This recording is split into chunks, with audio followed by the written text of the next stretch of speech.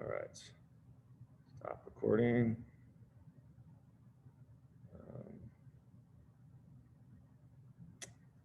Okay, how do I share screen?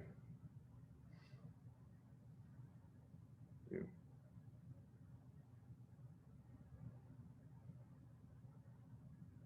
Okay.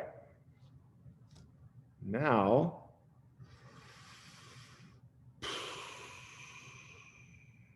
well, that's not what I wanted to show.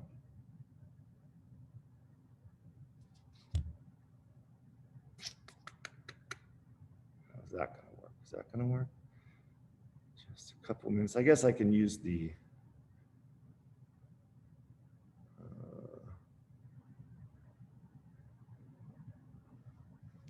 share screen.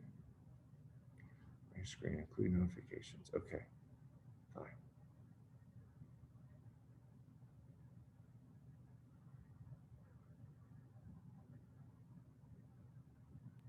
Okay. So let's go to camera. All right. So, okay, here I am. Let's do a little tour here, okay? So I think a lot of you have probably been in the lab, but for those of you who haven't, this is the bio lab. We've got a lot of animal specimens hanging on the walls. Hopefully you're not being too dizzy. But right here, this is the microbiology area where we have our incubators. Hey, Dr. Franz, I don't see your screen. You don't see my screen? I see it. You guys see yourself here? I can see your screen. I see it. Can you hear me talking? I see it. Okay. Can you guys, do you see me now? Yeah. Yes. Yeah. All right, I Yep. got my bad, I got you. Okay. Now, when I walk away, can you still hear me talk? Because I think I have it muted on my phone. I can still hear you. Okay, perfect. So this is the micro area. Here's an incubator that we use. Here's our fridge full of all kinds of media. And then here is the auger, and it's a solid auger. What we're going to do is we're going to take this auger and put it in the autoclave and liquefy it and also sterilize it. So when we pour it onto the plates, it'll be sterile, okay? And so now I'm going to go to the autoclave. Shout out if you can't hear me again, if it's for whatever reason it stops. Okay. This is Kevin.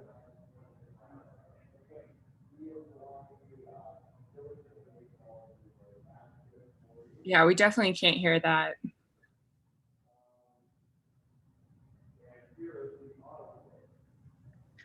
I'm sorry, we can't hear you.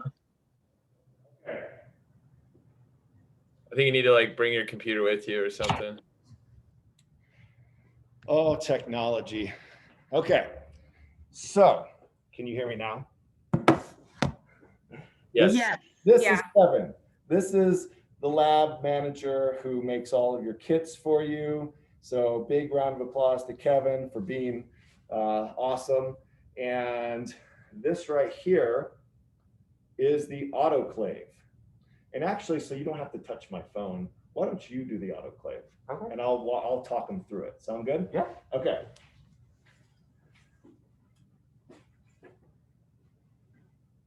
So what Kevin's doing is he's opening the drain to let some of the water, because remember, this is a sufficiently hydrated sterilization technique, AKA moist heat. So we have to put water in it. And so he's going to fill up this big flask and put water in the bottom of the autoclave.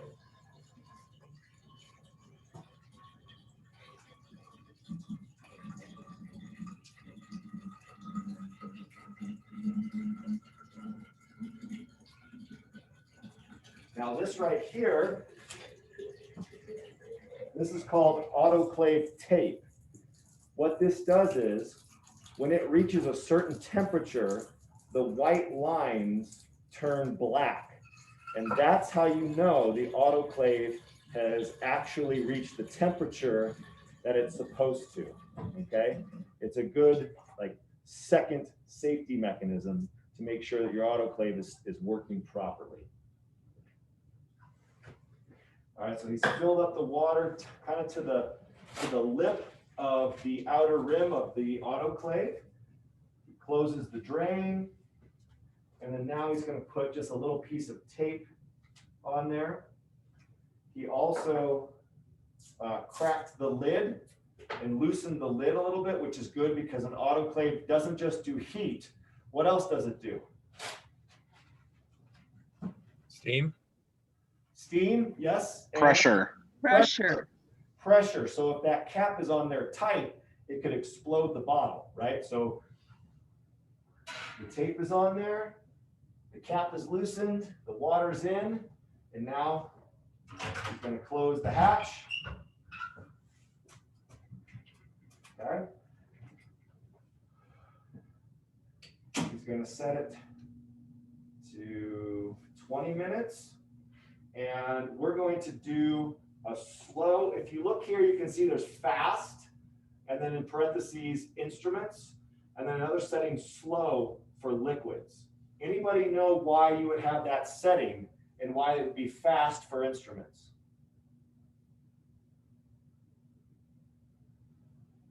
Any guesses? Does it have to do with increasing the pressure? No. Think of fast as being, right, a measurement of time. And so if you have instruments that are subjected to moisture and heat, you may not want to let them go as long because it could lead to corrosion of those instruments. So you want a really fast treatment. Now, that also could mean changing the pressure and changing the heat, but it's a shorter cycle. So you don't have to subject them to the autoclave as long. Now, since we are doing technically liquid, auger, we can do the slow setting. Now, what we want to see is eventually, we want to see this pressure gauge start going up. Right now, it's at 0. Anybody remember with autoclave what kind of pressure you want in terms of PSI?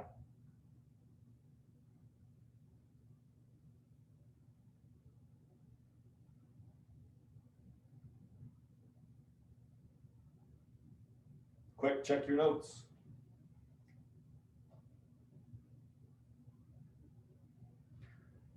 All right, I'll tell you, about 15 PSI is what we want it to reach to. Okay, so at some point that should start going up. And so while we're waiting for that, we'll just move on and go back to the microscope area. Thank you, Kevin.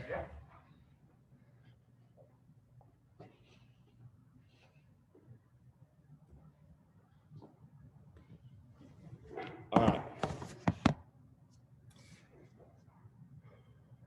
thought this was okay, it is recording. Next, what I like to do is start going through some of the actual lab, okay? Everyone, if you could turn to page 9, if you've printed it out, or just scroll to page 9. That's part 1, yeast. And if you didn't print it out, just get some paper, like a notebook or loose leaf paper, and you can follow along when we go into the second part, which is looking at our observations of the slides, okay? You don't have to start part 1. I just wanted to talk you guys through it. And so when you're ready to do it, you'll have an idea of what's going on. Okay, so let me stop sharing my screen here. Nope, that's not right. Where's my Zoom? My Zoom? No. Sorry, guys. Maybe I'll just do this. Ah, there we go. That just cuts them off. And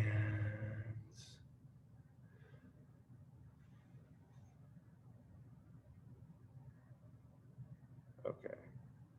And then stop. All right. Sorry, guys. I am not yet a Zoom wizard here, but in your kit, there should be some disposable inoculating loops.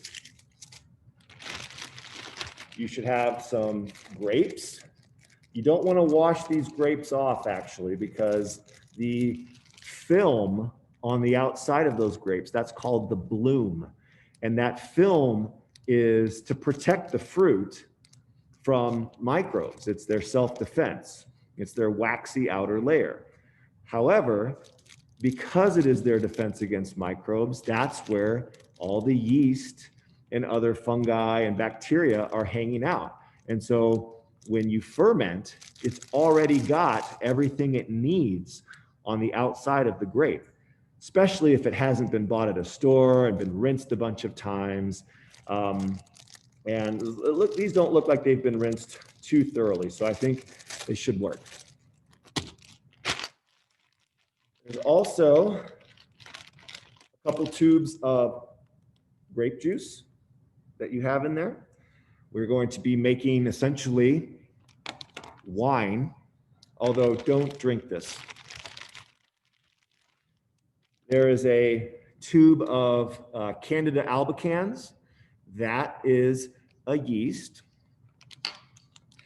which is a yeast that infects humans. It's an opportunistic yeast, and so C. albicans yeast infections are the common source of yeast infections in humans. There's a little bit of S. cerevisiae. That is also yeast. That is non-infectious. That is the good stuff. That's what helps us ferment our different beverages. And then you have just some empty tubes, okay? What you're going to be doing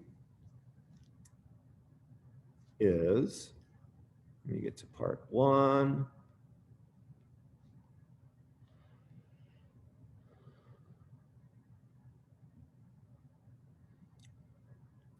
What you're going to be doing is transferring, you don't need to transfer the grape juice. It's already been transferred, thanks to Kevin, into 2 screw cap culture tubes right here. You're going to inoculate 1 tube with the S. cerevisiae. So 1 tube there. And then the other tube gets the Candida albicans, okay? You're going to then incubate those tubes just basically at room temperature. 30 degrees Celsius is a little bit higher than room temperature. So, if you could find the warmest part of your house, that would probably be best. And incubate that for 2 days, okay?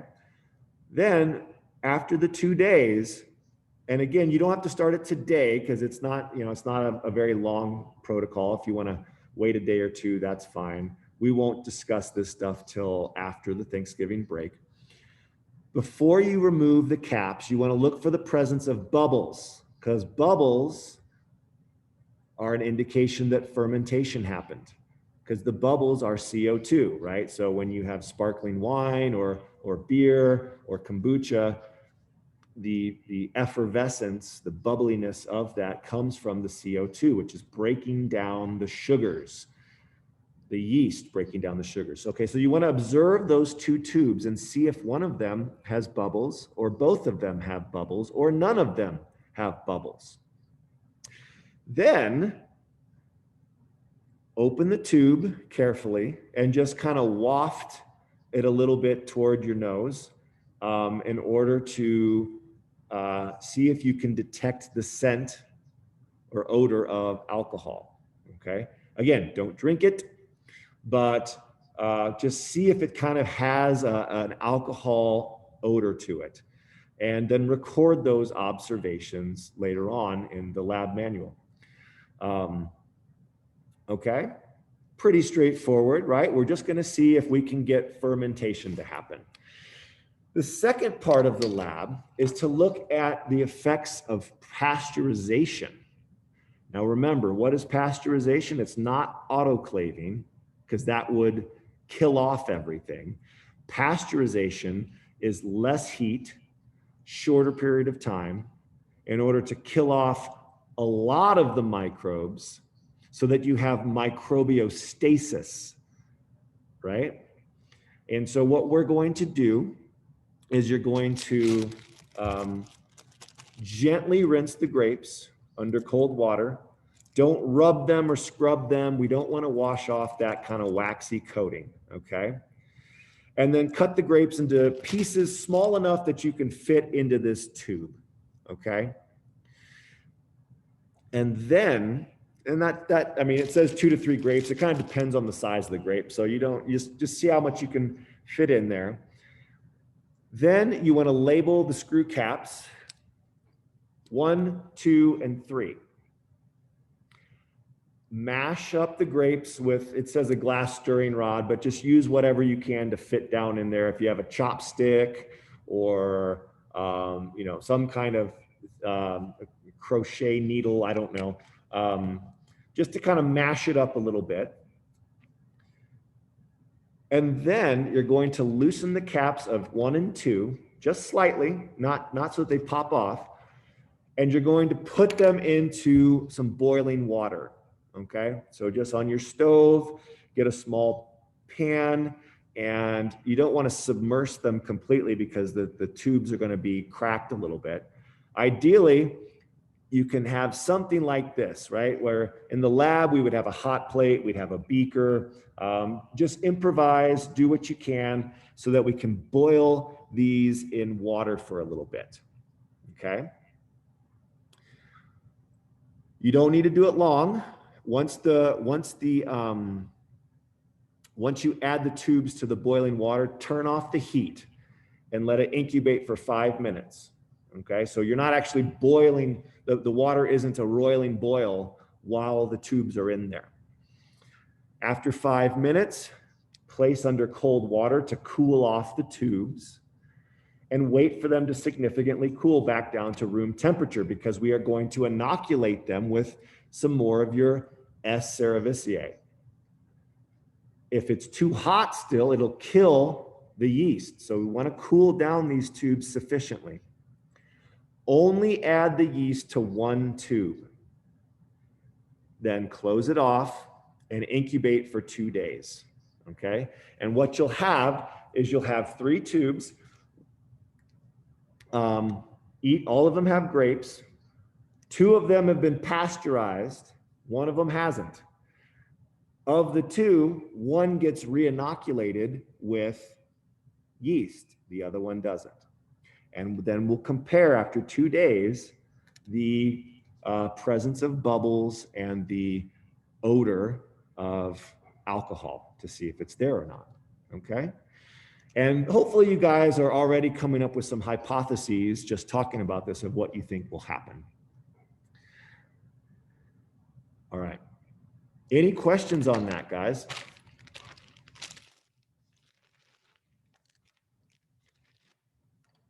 No? Okay. Pretty straightforward, right? All right. Now what I want to do, so if you can't pick up the kits because you're not in the Tahoe area and you're having difficulty getting the grapes or yeast or that last component, I know that the tubes can sometimes be hard. You know, if you can't find a small dish that will seal, then don't worry about it. Make sure you do the rest of the lab with me today, and that will be sufficient. And then for those of you who couldn't make lab today, hopefully you've got the kit, and hopefully you'll watch this video, and you know, because I think it's important to learn these basics. So from there, we'll move into the next part, and that's going to be looking at different molds. Quick question. Yes. The grapes I got are, some of them are moldy. So does that matter, or do you want me just to cut the moldy bits off? Well, what do you think? You know, I'll leave it up to you, right? If it's mold, it's most likely not a yeast. Right. And so it's probably not going to ferment. It's, you know, just going to be living off, it's going to be a saprophyte that's breaking down the grape in order to extract the sugars. And so feel free to cut those parts off if you want. That said, if you put it in there, it's not like you're going to drink this. So it's not really going to hurt anything. And in fact, you could do an experiment with the moldy stuff too, if you wanted. Okay. All right.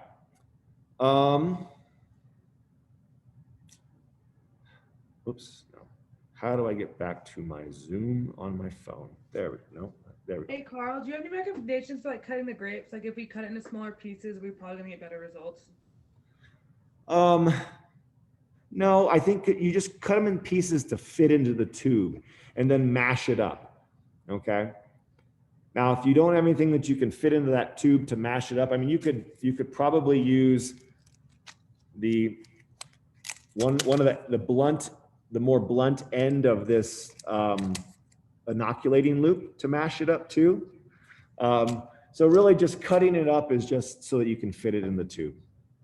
And you don't need to mash it to like a really homogeneous pulp, okay? Just kind of mash it up enough so that there's enough sugars on the inside of the fruit to be accessible to the yeast. Okay? Any other questions? Yes, Professor. Yeah. I have the word that I cannot understand. Sorry. The step 14, like we inoculated one with a lot of the yeast.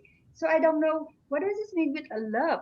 How can we transfer it into a loop? So a loop? at the end, if you look up at my little thing, if you see me, I'm holding up the inoculating loop. At the very end of the inoculating loop, there is a little loop. Yeah. And so all you do is you stick that in the yeast and pull it out. And what there should be, if you really looked closely, you would see a little like membrane where the liquid is trapped inside that loop. Okay. Yeah. So it's not very scientific. It's not very precise. It's really just whatever you touch. All you need is a little bit on the end of that loop to inoculate. Yeah. Thank you, Professor. Yeah, that's a great question because we haven't done any of this in the lab, unfortunately. So I don't expect you guys to know, you know, what a loopful is. You'll also encounter loopfuls in certain protocols where if you have bacteria on a plate and you want to take that and inoculate it into some liquid media, they'll say a loopful. You're just basically scraping enough to see a little bit of a blob on the end of your loop. Okay. I have a question, Carl. Sorry. Yes. I have a quick question. Yeah, shoot. Oh, sorry. So I can't go pick up the stuff, obviously. But this container has like the rubber seal. Yeah. Would that work just to put that into the boiling water? Yes, I think so. If you had anything smaller, that would be ideal because then you wouldn't have to have such a big, you know, volume of stuff. But, you know, if that's the smallest thing you have, try it. And since you're not boiling it for a prolonged, since you're turning off the heat as soon as you put that container into the pot, I don't think it'll ruin your container. I don't want you to melt your container, right? So you're not. Yeah, no. Yeah. Okay. Thank you. Yeah, you're welcome. Any other questions? Okay. So for the second part, what I wanted to do is try my best to get into some of the microscopy of fungi and try and see if we can identify some of the structures, the hyphae, the rhizoids, and the sporangia. And so let me stop sharing this screen and try to go back to my phone and share screen. Okay, start broadcast and go back to camera. Sorry about the scrolling. Hopefully I'm not nauseating anyone. Okay, there we go. So guys, this is a microscope. This is also a microscope. Does anybody know the difference between these two microscopes?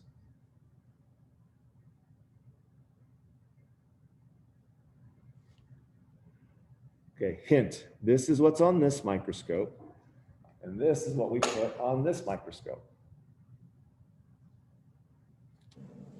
The second microscope has a fixed magnification because you can't zoom in super close.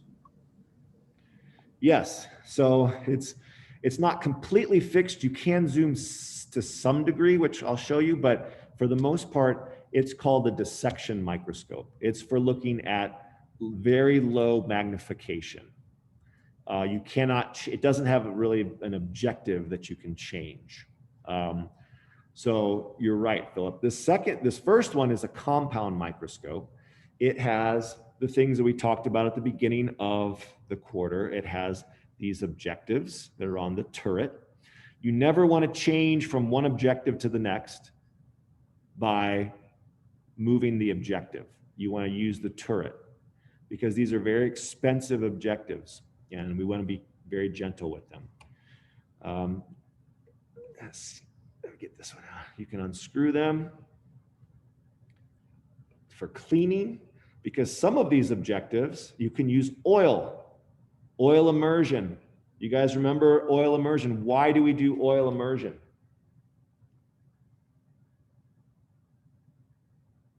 See how that says oil on there? That tells you that this is an objective you can use oil on. Not all objectives can have oil. 100 means that it's 100x. 125 is the numerical aperture. Why do we put oil on some of these microscope slides? To improve what? Resolution. Resolution, exactly. Not magnification. It improves resolution because the light that goes from glass, the lens, you know, so you have the glass slide, light is going from the glass slide, and then there's a little bit of air in between the glass slide and the lens of the microscope, which is also glass. And so the oil immersion has the same refractive index as glass. So the light doesn't bend when it goes from one media, the glass, to the air, and then back to glass again. So you get better resolution. And let's see, I don't know if we can, if you look in there, not so, it looks pretty dirty in there. So this objective needs to be cleaned. Okay, some other features are this right here. What's that, guys? The coarse and the fine focus knobs. Exactly. So the bigger one right here is for coarse focus or just getting it into view. And then the one out here is the fine for then getting that dialed in. Okay, I'm gonna have to put this phone down just for a minute to get this lens back on.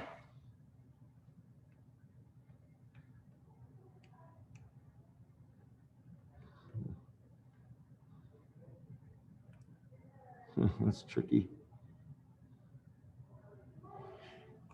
I'll deal with that later. Up here are the eyepieces. And I've attached my little adapter that I had the BioLab get so that I can hook my phone up to this. But what do you see right there? That eyepiece has 10x. So if I were to use the 100x with a 10x eyepiece, what's my total magnification? 1,000 times. 1,000 times. Ding, ding, ding. Okay. Other things. This right here is to move the slide forward, backward, left, right. This is the stage.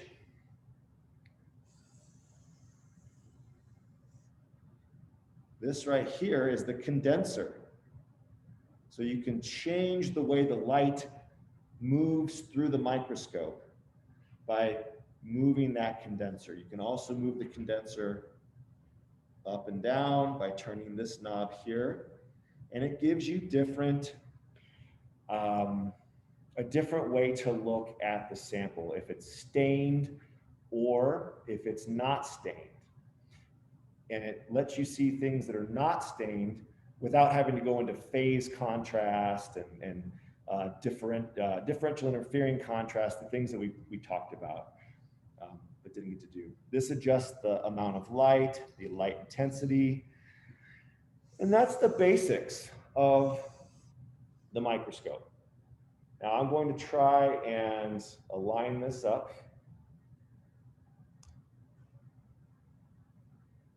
Uh-oh, what did I do? I think I closed it. Okay, there we go. Let's see here. I'll line that up here.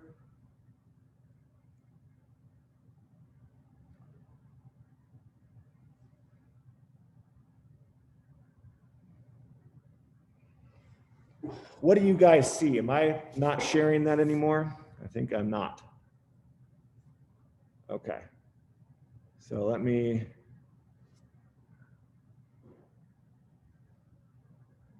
go back to Zoom.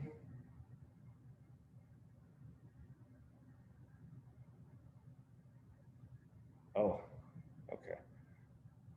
What do you guys see? You don't see, you just see this right here? Okay, let's share screen.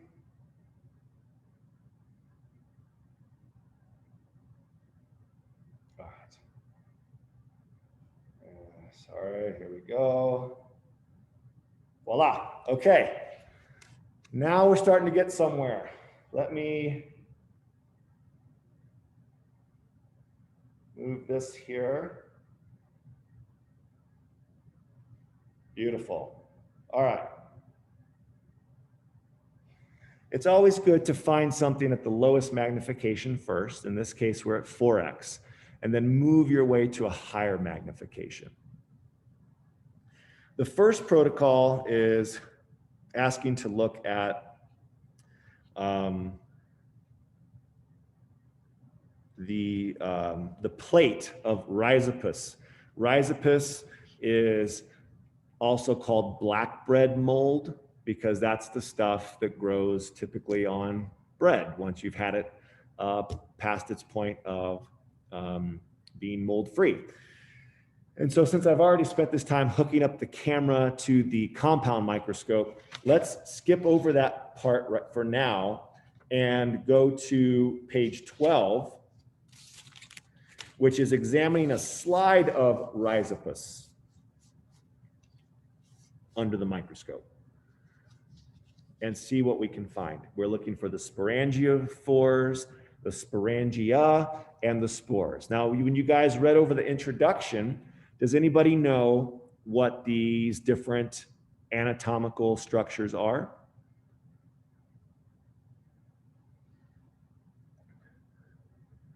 What's the sporangiophore, if you just had to describe it?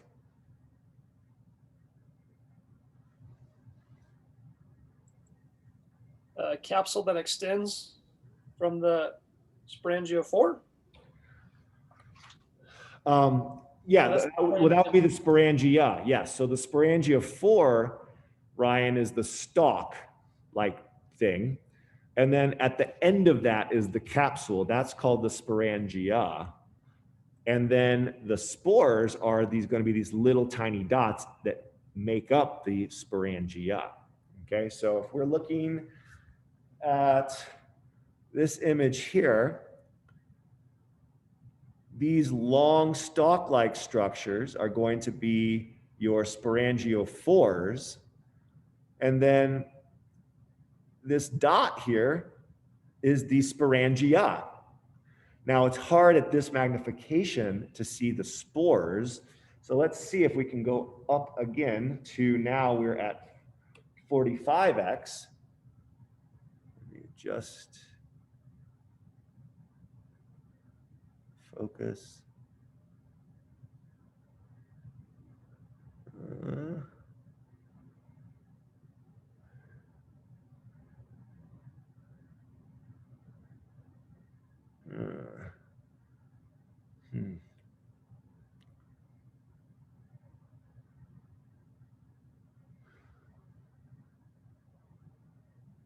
don't know if maybe there's an issue with my phone lens working at that high of a magnification. Oh, there we go.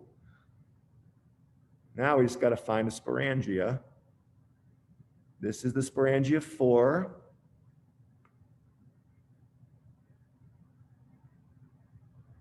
Oh, there. That's the sporangia. Unfortunately, I don't know if the spores are really going to pop out, at least on this one. But that capsule, that round pink ball is full of the spores.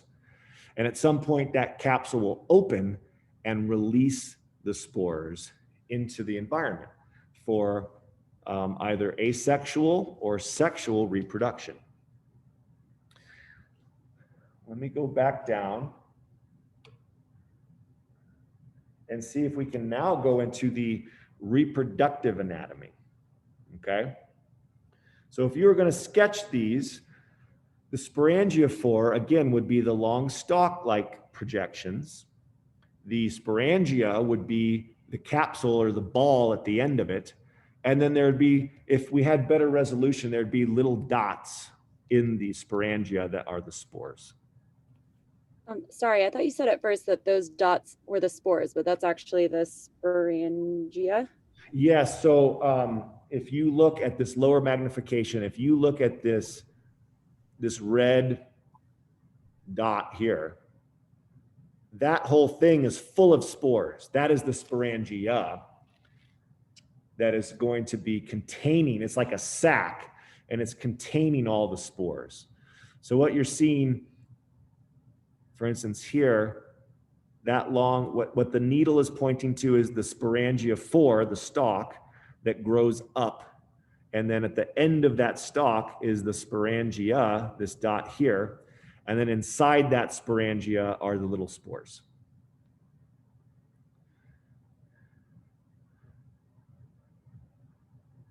Now, looking for right here, that might be what we're looking for. So also, oh, who turned out the lights?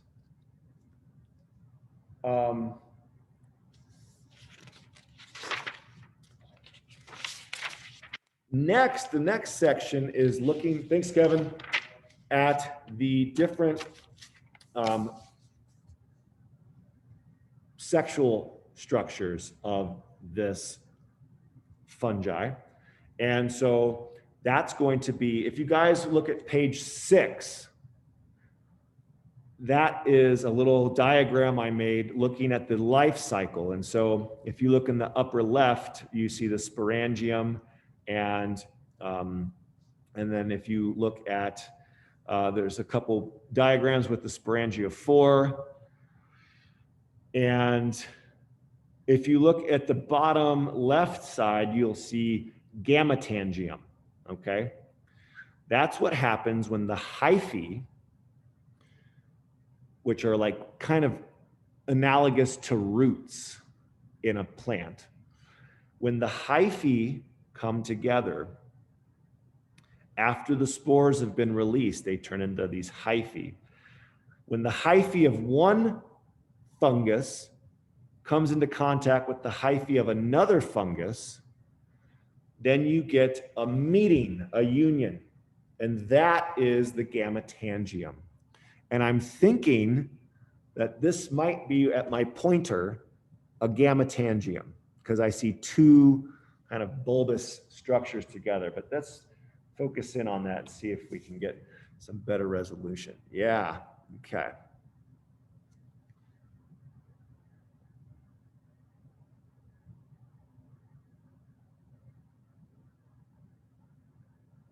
So this right here is a gametangium. Two bulbs of different spores coming together.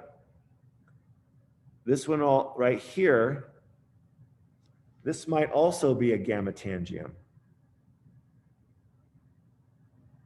It's kind of hard because they're all mixed together. So when you're drawing the gametangium, you'll want to draw just kind of two bulbs coming together, and then they're coming off of these hyphae root-like structures. Okay, I'll give you a moment for that. The progametangia is going to be before those two different fungi come together. Okay, so before that bulb of one fungi unionizes with the bulb of another, that bulb by itself is called the progametangia. And let me see if I can find one. This is supposed to be a mixture or a gamish of things, but these slides are not always the best. I'll just leave it at that. When you buy bulk slides like this looks like just a bunch of sporangiophores and sporangia. What's in this area? Yeah. Was this where we just were? Maybe.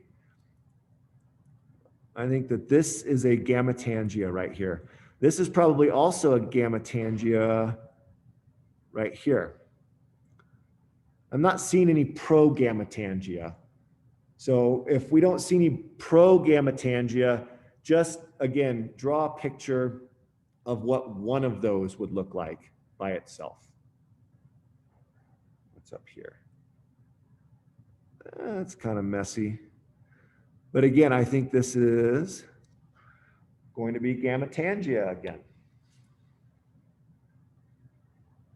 Do you see how they look I mean, this right here should look different. What the needle is pointed to, that should look different than this one here. That's by itself. That is not a progametangia, that is a sporangia. But this right here, where you have two of them kind of locked together and then these thickened structures coming out of it, let's try to dial it in here. That right there, that thickened structure on the outside of those two bulbs coming together, that is gametangia. I don't think we'll be able to get into, let me see what slides we have. Do we have any combination? These are all combination slides. I don't see any young zygospore versus mature zygospore, but I think that in that diagram, again on page 6, the young zygosporangia is going to be when it goes from the gametangium to what's labeled the zygospore. When that zygospore, when that is still connected to the hyphae, that is the young zygosporangia. And then once it releases, it becomes the mature. So let me stop. Let me share my screen on my computer and we'll go to that diagram.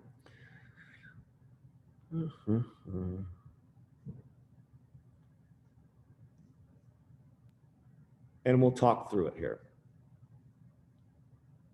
Okay, so what we were looking at,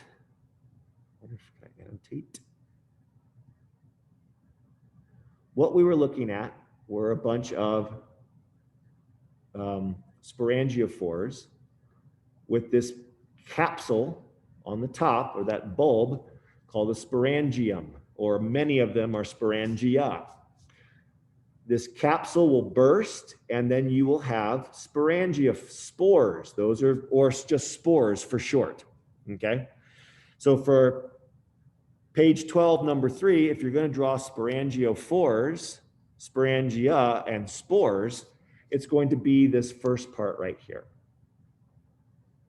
Now that these spores have released, they're going to start elongating into structures called hyphae.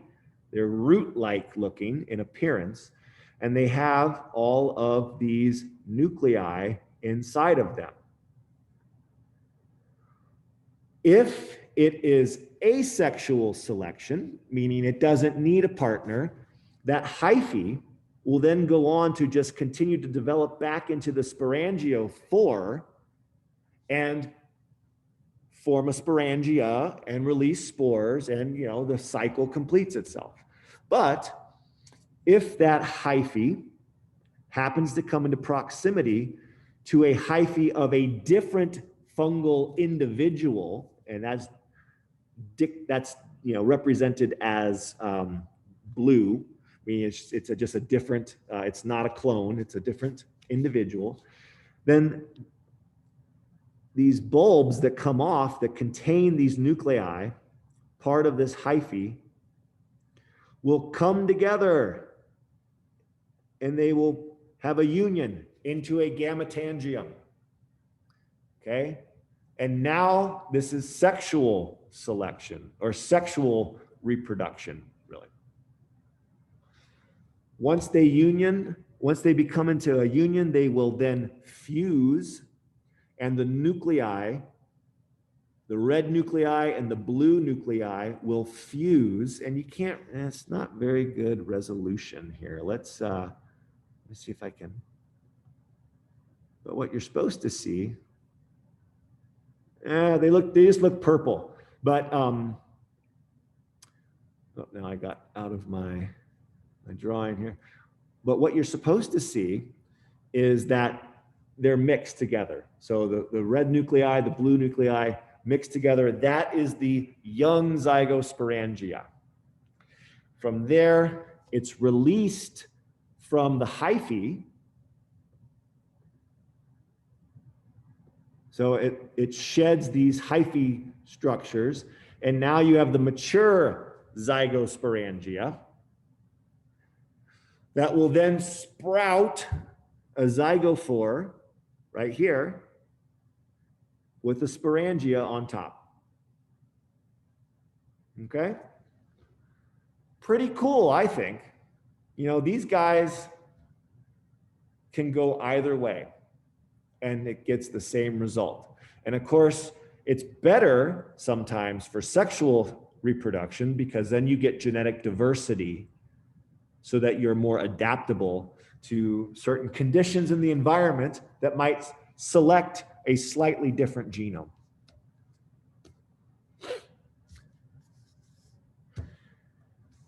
Okay, so then now let's go, let's skip over 5 and go to 6, looking at a prepared slide of penicillium. I'm going to take that out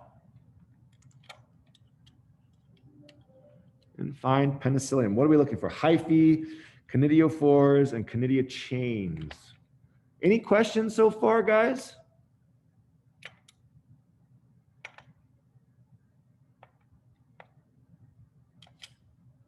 Let's try this one.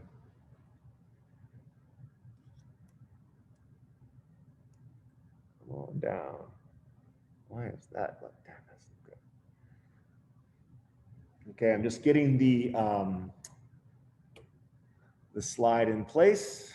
And let's go back to sharing our screen on, uh-oh, what did I do? Uh-oh, okay, come on.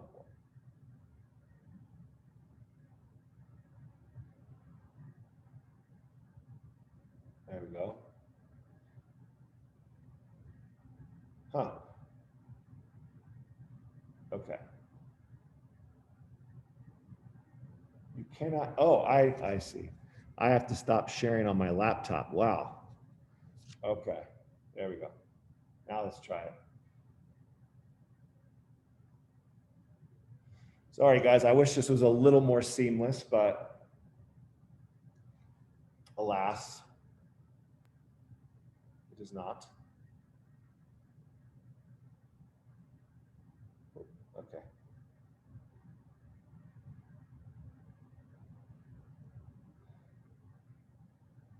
Oh, why isn't it sharing now?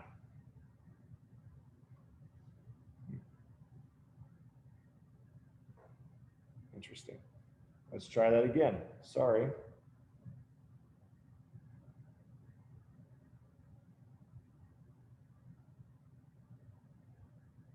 Okay. Share screen. There we go. Okay. Now let's get out of here. Go back here. Booyah. Okay. This is penicillium. These are the guys that give us our antibiotics. This is very low magnification. If you want to look at page, where is it?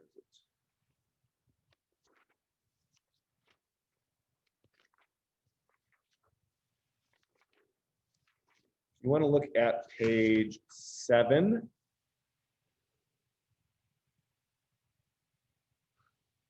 Page 7, the figure on the right has conidia and conidiophore. These are going to be different structures from the sporangia and sporangiophores because this is a different fungus.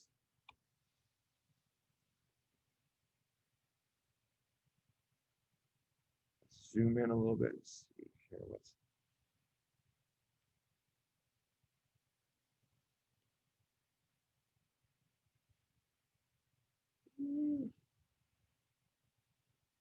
That's just kind of like a blob, really. Not very good. Ugh, yuck. Let's see if we can get something that is even that kind of leaves something to be desired.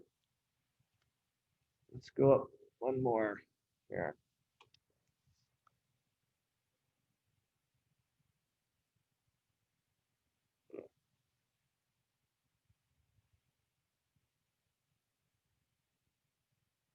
Boy, this is kind of challenging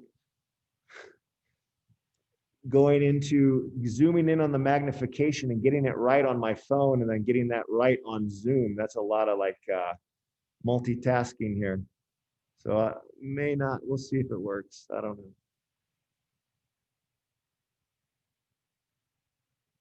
know. No. Oh. Ah. It looks better on my phone. I promise. Let's try a different slide.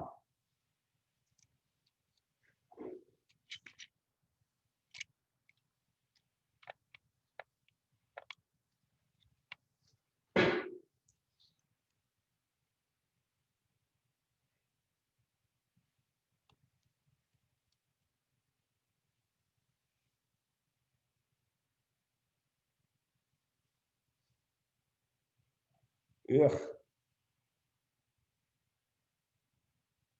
That doesn't look much better. unfortunately.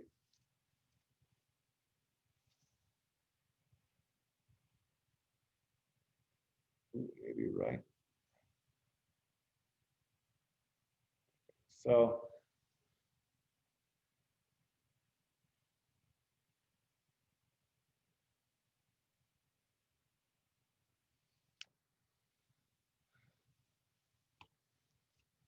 part of microscopy is patience and perseverance.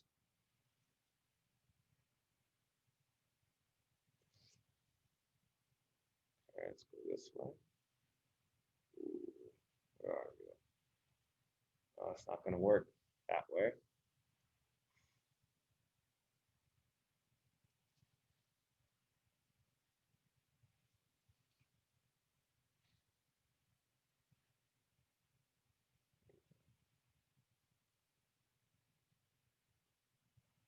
Sorry, guys. I don't think that one's going to work. So for this part, let's just simply look at the diagram.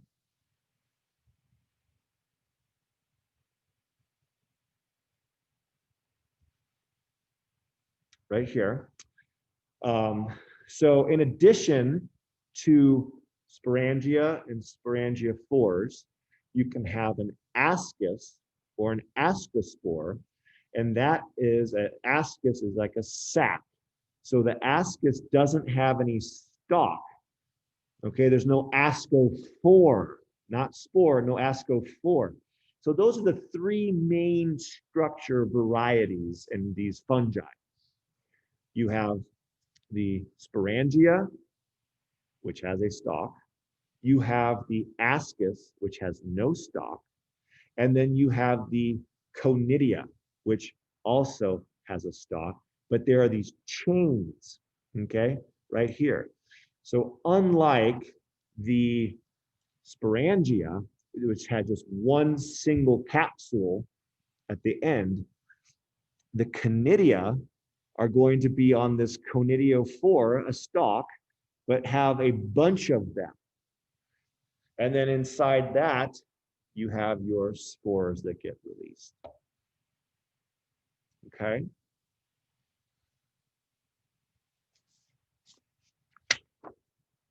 Let's do a little drawing on the board.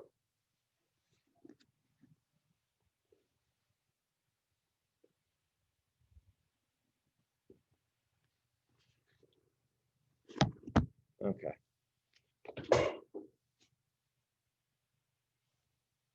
So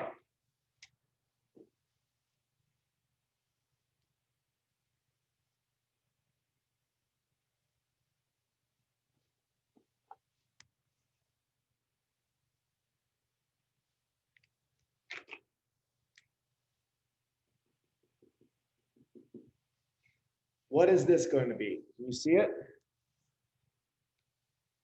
Showing up?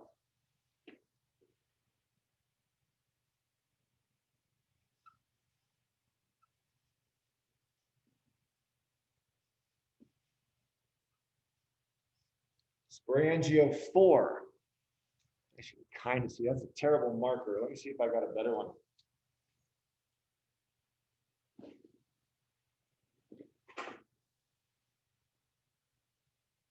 Hey, Kevin, do we have any other dry erase markers? Ah, excellent.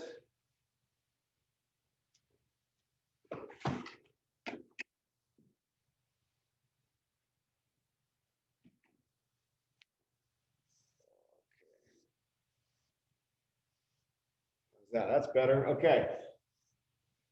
So this is the sporangiophore.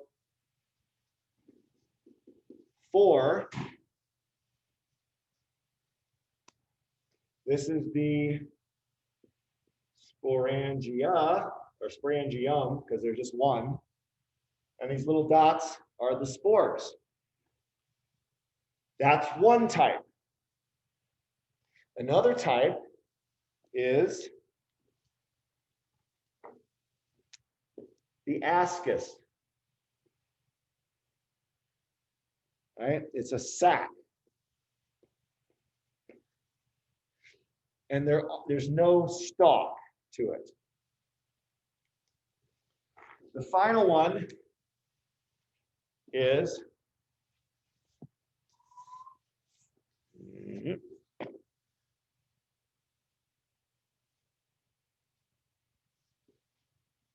Conidiophore,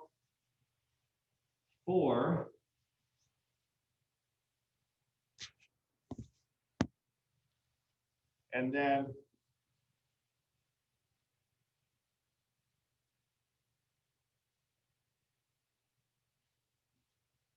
Conidia. And then that branches off of the hyphae.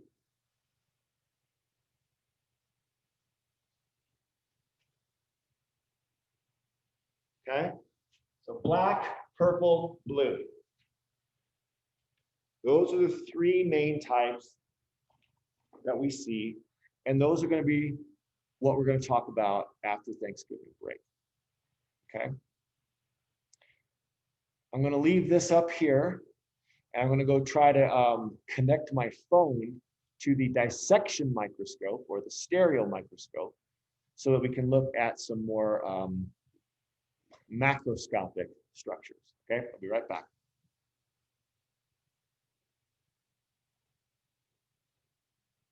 Autoclave is done.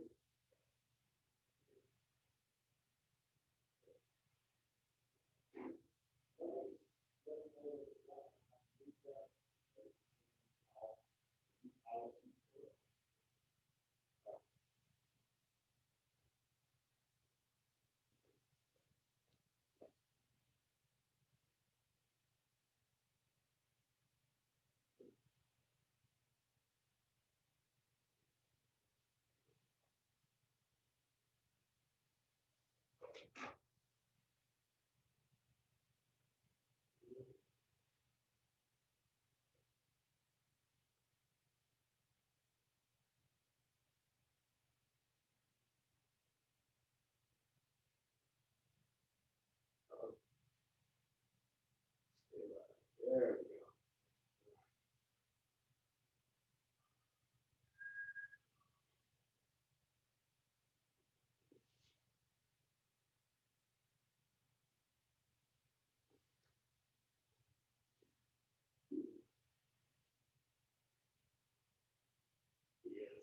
Okay. So the autoclave is finished, and the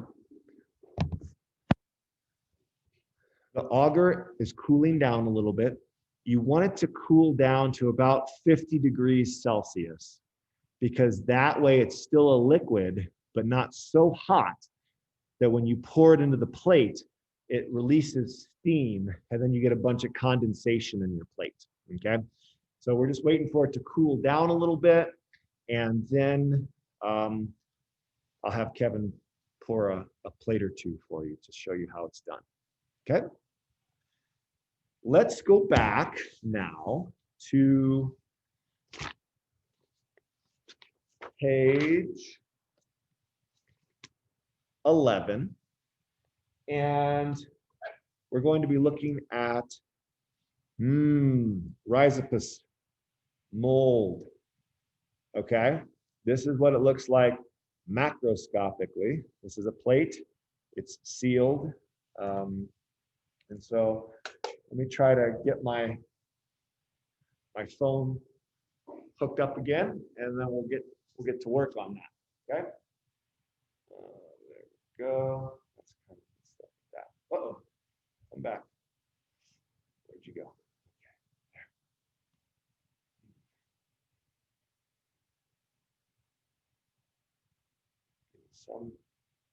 Some vignetting for some reason. That looks nice. Okay, I can just hold it in place, I guess. Go back to my Zoom and share. Oh, I gotta stop. Okay, good. Good to go. Okay.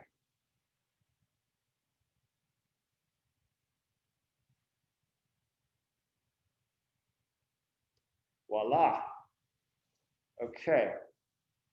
Let's get it a little better focus for you all at home. Interesting. So the hyphae, let's see if we can get some.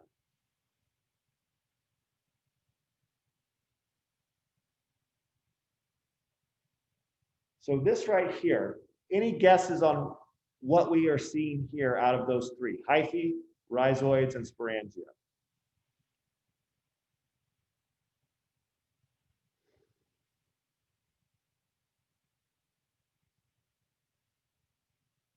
Any guesses? I got a 33.3, the infinite chance of getting this. I'm going sporangia. Yeah, well done, Ryan. Those black dots, let me see if I can point to it. So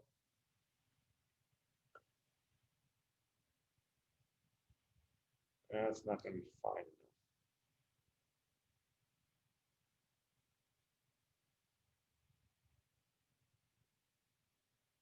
There we go. So the black dots that you see that I'm trying my best to point to,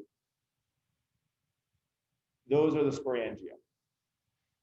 And they are coming off of the hyphae. But now it's asking about rhizoids. What are rhizoids? Well, rhizoid is what gives it its name, rhizopus. If you know, we talked about symbiotic relationships between two different species. Some fungi have a symbiotic relationship with plants, and those are called mycorrhizae. A rhizoid is a root-like structure that provides the plant with nutrients from the soil, because remember, fungi are decomposers, so they can give the plant nutrients. And in return, the plant can send its photosynthetically produced sugars back to the fungus. And so let me see if I can find all of this. Where was it? This section.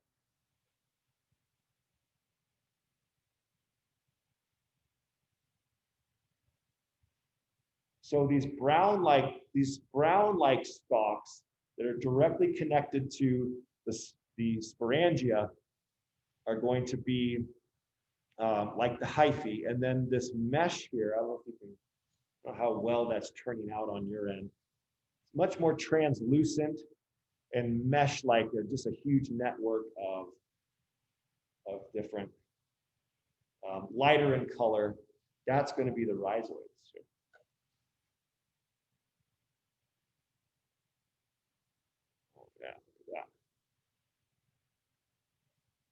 There are these root-like projections that extend out to break down organic matter and absorb nutrients.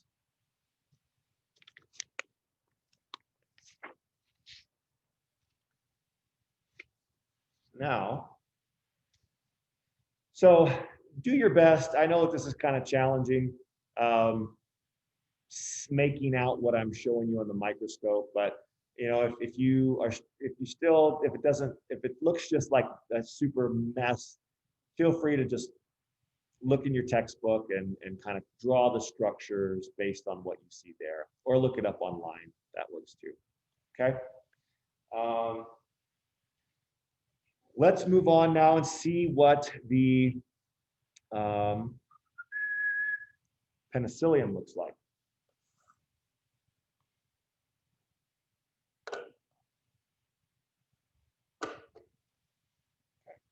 So if you're looking at not the screen I'm sharing, but this little thing here, this is a plate of penicillium. And so we'll see if we can make something out of this.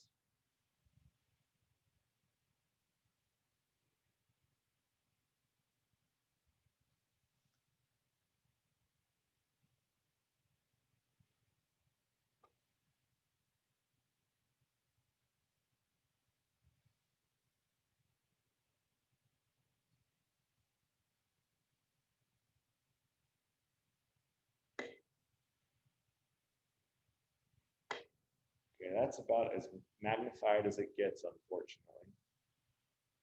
So I don't know how well that's going to.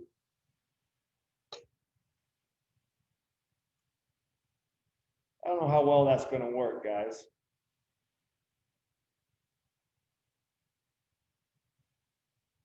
So for that part, again, look in your textbook and kind of see, again, the penicillium that you see on the compound microscope, if it had better resolution, would look pretty similar to that electron micrograph, only at less, less magnification. Okay. And then the same for aspergillus. We could see if the aspergillus slides look any better.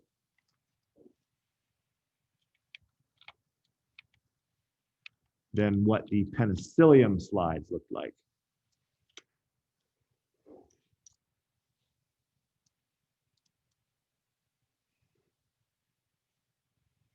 Looking here. Now you guys all know, hopefully, that you never just close one eye and look at a microscope with your dominant eye, right? It's a microscope, not a monocle. So you look at both. Oh, and here comes the plates. Good stuff. All right, so I'm going to work on this a little bit, but let's take a break from that and pour some plates. All right, let's see. I'm not sharing my screen, so let me try that again. Right, here we go.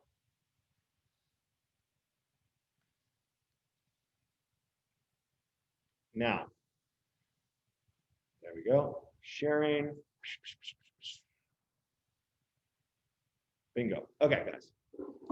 Now, here's Kevin again. Here are the materials that he's going to use to pour the plates. I think first we need to get a Bunsen burner. So, Kevin, if you'd mind getting a Bunsen burner, is the propane, is the gas turned on? Yeah, it is. Okay.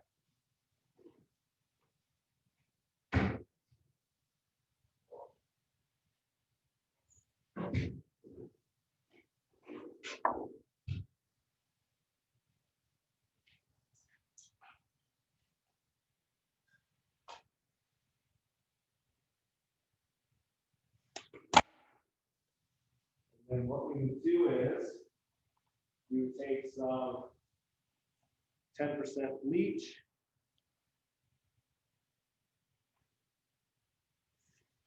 And clean off the area. We want to disinfect the. We want to disinfect our surface to prevent any contamination as much as possible. Okay. We have our plate.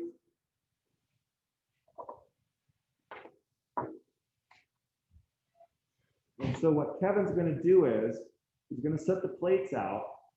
He's going to open the container and flame the opening of that bottle to kill off any bacteria or other microbes that might be lurking there in between autoclaving and now. If you look here, you'll see that indeed the white lines are now black, so we know that it worked, that it autoclaved to the right temperature. There is gas coming in. Oh, yeah. There you go. All right. Adjust the flame.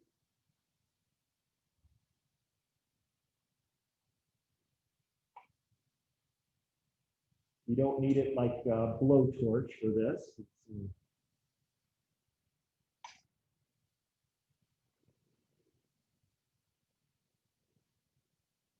Go. And then Kevin's going to lay the plates out. This.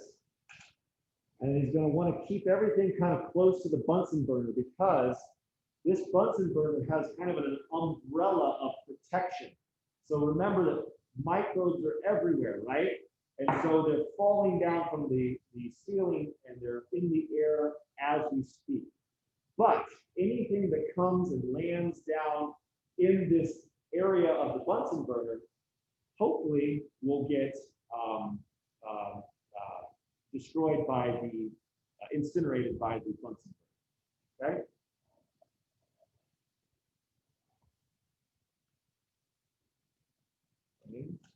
And notice he puts the cap upside down near the Bunsen burner. He flames. He opens the lid just enough to pour the media in, and then he closes it. He doesn't take the lid all the way off and set it down. He just cracks it.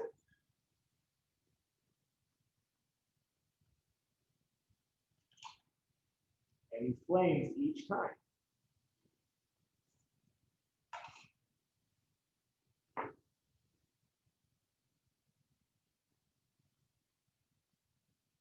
Beautiful. And you can see where he pours it.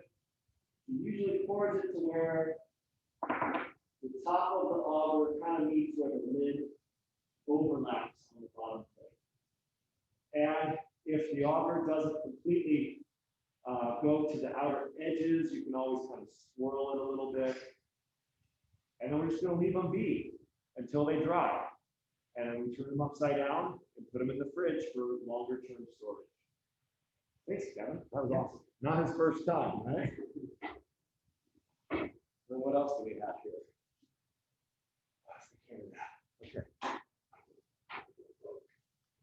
Okay, guys. That's basically it.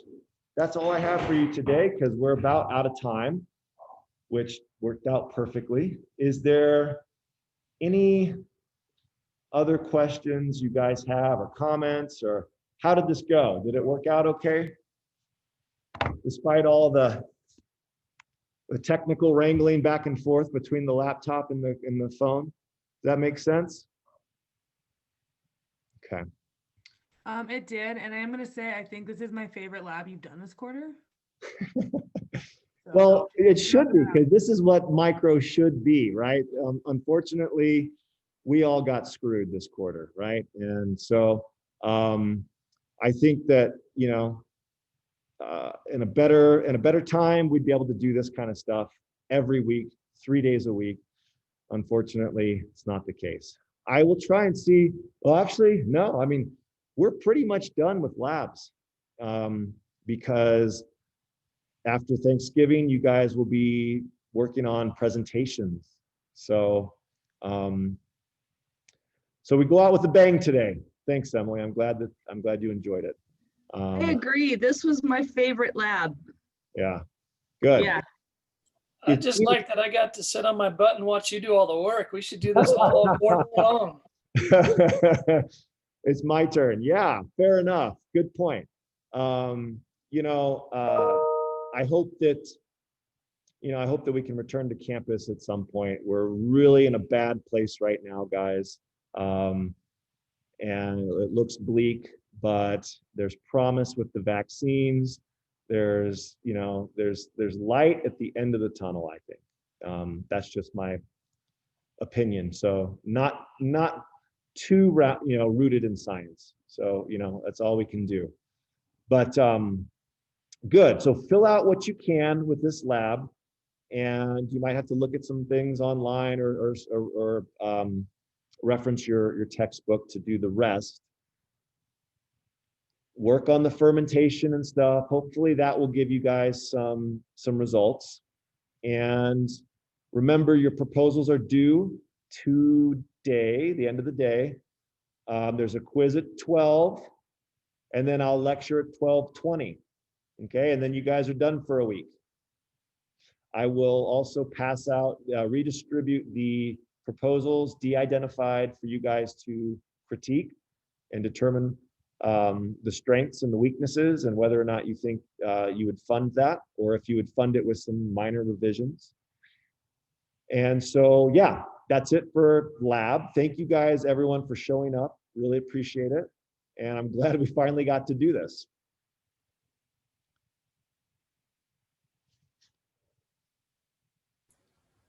I have a question before you go. Sure. So for the penicillium sketches, Yes. the first thing you're supposed to sketch is a hyphae. Does that? I guess I'm confused as to where the hyphae is on that sketch. Yeah. So you're talking about number 6? Yeah. So the conidiophore is the stalk where the conidia chains come out of. Let me share my screen. This image on the right is just showing the conidiophore and then the conidia chains. What it doesn't show you is what that stalk is connected to. That stalk is connected to the hyphae. Okay. And so we just didn't have some good samples to demonstrate that. But if we look at this picture here, this is a hyphae, and right here. And in the case of sporangiophore, it's going to form this gametangia, okay, and go on and do that, what we talked about. But in other cases where it's a conidiophore, the conidiophore is going to extend. Let's draw up here. The conidiophore is going to extend off of this. Now I've moved up to the red hyphae. The conidiophore is going to extend off of this branch here, right? Come up and then form the chains off of that. And pardon my really poor artistic abilities, but what I'm drawing right now are the conidia. They come off of the conidiophore, and the conidiophore branches off the hyphae. Okay, got it. Thank you. You're welcome.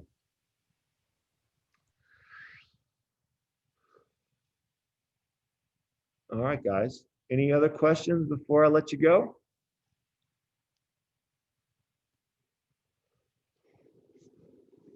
Okay, I'm going to publish the quizzes now, and so be ready for that. And I'll see you guys at 12:20. Thank you again for showing up. Professor, sorry. Yeah. No, that's okay. I have a question for number 2. Yeah. I'm a little confused for the rise to up. How can I sketch for that? Yeah, that was another one that we just couldn't get very good visualization with the microscope. So what I would recommend you do is, do you have the textbook? Did you get the textbook by chance? Yes, I do. Okay. Go to the chapter on fungi and just look up some of the pictures that they have in there, and you can draw it that way. Yeah, thank you, Professor. Mm-hmm.